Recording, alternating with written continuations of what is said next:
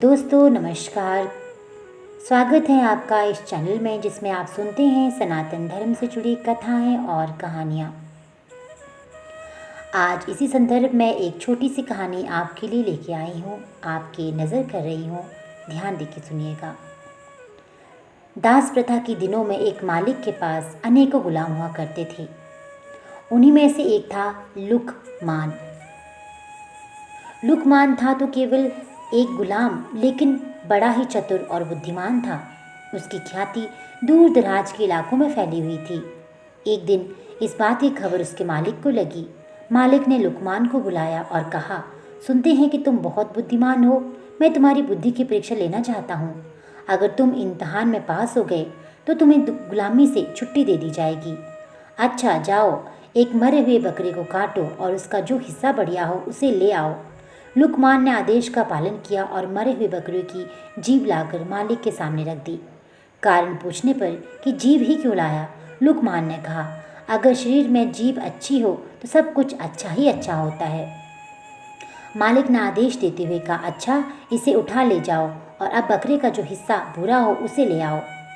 लुकमान बाहर गया, लेकिन थोड़ी ही देर में उसने उसी जीभ को लाकर मालिक के सामने फिर रख दिया। फिर कारण पूछने पर लुकमान ने कहा, अगर शरीर में जीभ अच्छी नहीं तो सब बुरा ही बुरा है। उसने आगे कहते हुए कहा, मालिक, वाणी तो सभी के पास जन्मजात होती है, परंतु बोलना किसी किसी को ही आता है।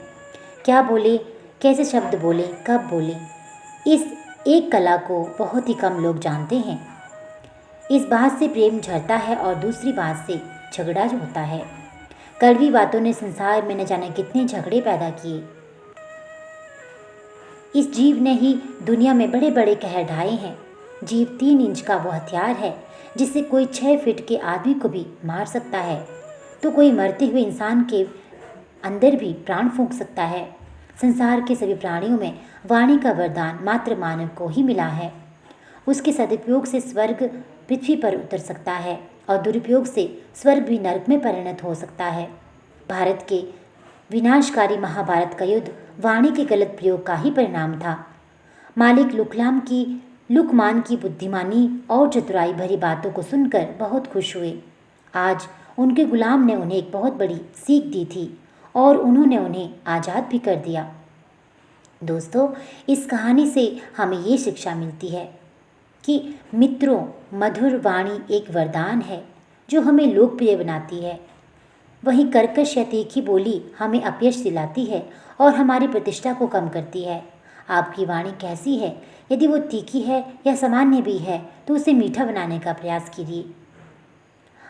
आपकी वाणी आपके व्यक्तित्व का प्रतिबिंब है, उसे अच्छा होना चाहिए। उम्मीद करती हूँ आपको ये कहानी अच्छी लगी होगी।